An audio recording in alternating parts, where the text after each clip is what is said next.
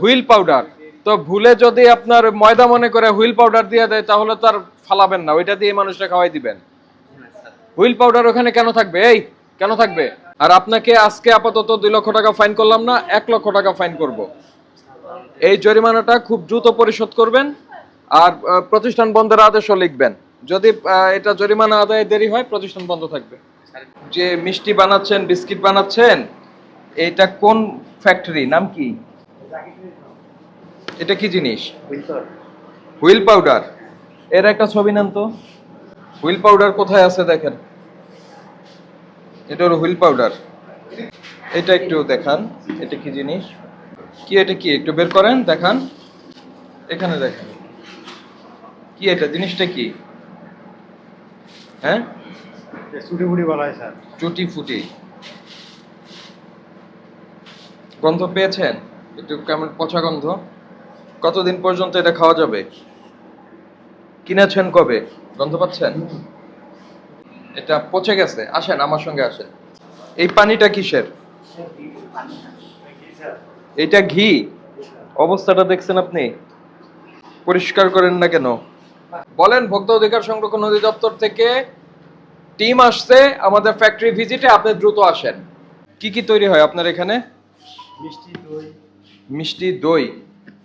এরকম পচা গন্ধ কেন? এই যে এটা একটু খুলেন। এটা কবে তৈরি হয়েছে? স্যার আমরা করি না, মিষ্টির লোক আলাদা স্যার, এরা বলতে পারে। এটা কি জিনিস? ডালডা স্যার। ডালডা। এই ডালডার সঙ্গে কালি রেখে দিচ্ছেন কেন? এর একটা ছবি নেন তো। এটা কি গুড়? জি। হ্যাঁ জি স্যার, গুড়। এরকম পত্রিকা দিয়ে করা কেন? এই মিষ্টির কারিগর এদিকে আসেন। 1 নাম্বার হাইড্রোস ব্যবহার করেন না 2 নাম্বার? মানে 2 নাম্বারটা করেন। তো যেটা ব্যবহার করেন আমাদের একটু দেখান, আমরা একটু দেখি। এটা কি? সোডা। এটার মধ্যে কি?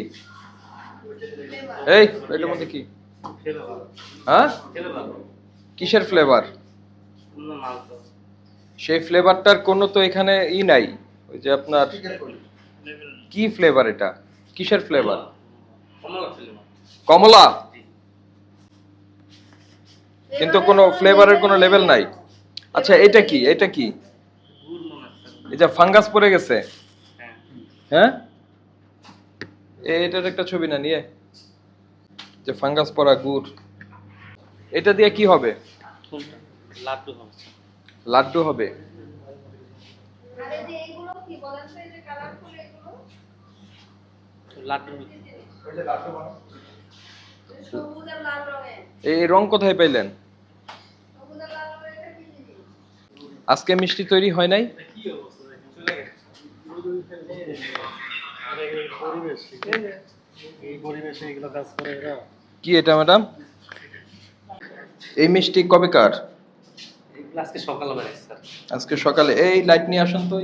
দেখছেন এই যে পোকা মিষ্টির মধ্যেও পড়েছে, দেখেছেন?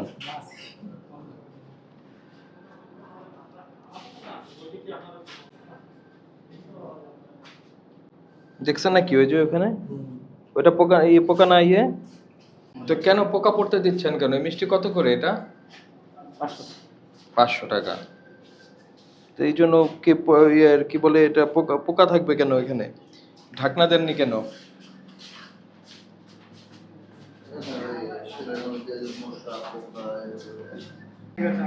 দইয়ের উৎপাদন মেয়াদ এগুলি দেন না? বিক্রি করার সময় দেন কিনা? নাকি এইভাবে দিয়ে দেন?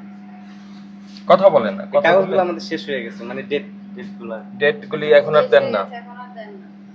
এগুলি কি সব ছানা? ছানা। এটা কি? দই হাফ কেজি বাড়িতে, 1 কেজি বাড়িতে। এটা কি দইয়ের সঙ্গে? মাওয়া। তো মাওয়া মাওয়া এরকম খোলা অবস্থায় রাখছেন কেন এখানে? এটা তো যে স্টিলের মধ্যে রাখছেন, কেমন কথা হইলো?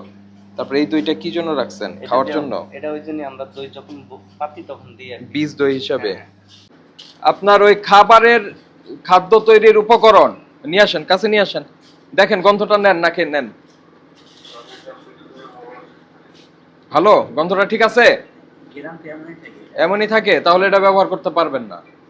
হ্যালো কারণ এটার কোনো উৎপাদন মেয়াদ কোনো কিছু নাই। হ্যালো যান এটা বাইরে নিয়ে আসেন, হ্যাঁ যান যে কটা আছে সবগুলি নিয়ে আসেন। এই রকম যেগুলো আছে। কেকের মধ্যে এখানে এই ঘ্রাণ নাকি এরকমই থাকে। খাবার তৈরির উপকরণের সঙ্গে হুইল পাউডার রাখার কোনো সুযোগ নাই।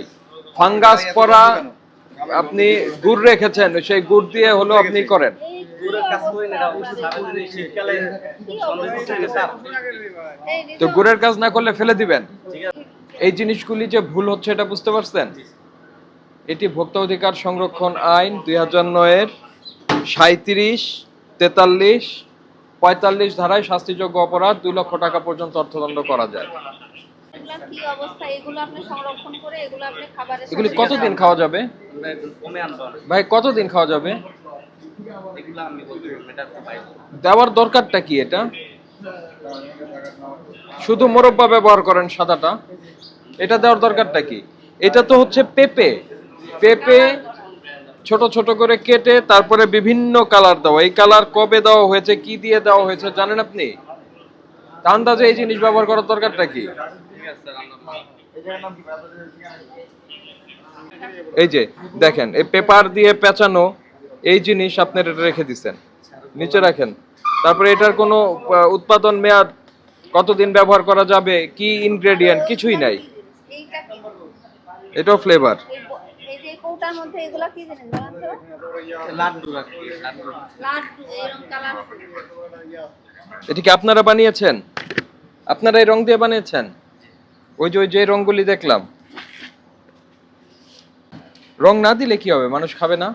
মানুষ আরো বেশি খাবে এখন, মানুষ এখন সচেতন হয়েছে তাহলে না আমাদের খাবার শুনুন না আমরা বেশি একটা এই সুনামের নমুনা, স্যার এটা যে কেমন যে শীতকালে যে কাজ করছি এটা এই যে সুনামের নমুনা, ওই যে ওইখানে রেখে দিচ্ছেন হলো আপনার হুইল পাউডার। তো ভুলে যদি আপনার ময়দা মনে করে হুইল পাউডার দিয়ে দেয় তাহলে তো আর ফালাবেন না, ওইটা দিয়ে মানুষটা খাওয়াই দিবেন। হুইল পাউডার ওখানে কেন থাকবে? এই কেন থাকবে? অফকোর্স আলাদা করে রাখতে হবে। যেখানে আপনার ময়দা আছে, চিনি আছে, তারপরে আপনার ডালডা আছে, সেখানে হুইল পাউডার থাকলে তো কেউ ভুলেও তো এটা খাবারের মধ্যে মিশে যেতে পারে।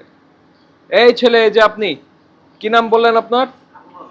আবু বকর, ওই হুইল পাউডার সরিয়ে নিয়ে আসেন। আর আপনাকে আজকে আপাতত 2 লক্ষ টাকা ফাইন করলাম না, 1 লক্ষ টাকা ফাইন করব। এই জরিমানাটা খুব দ্রুত পরিশোধ করবেন। আর প্রতিষ্ঠান বন্ধের আদেশও লিখবেন। যদি এটা জরিমানা আদায়ে দেরি হয়, প্রতিষ্ঠান বন্ধ থাকবে। স্যার কমে কোন স্যার না না না, কেন কমাই করে দিব? কমায়ের কোনো সুযোগ নাই।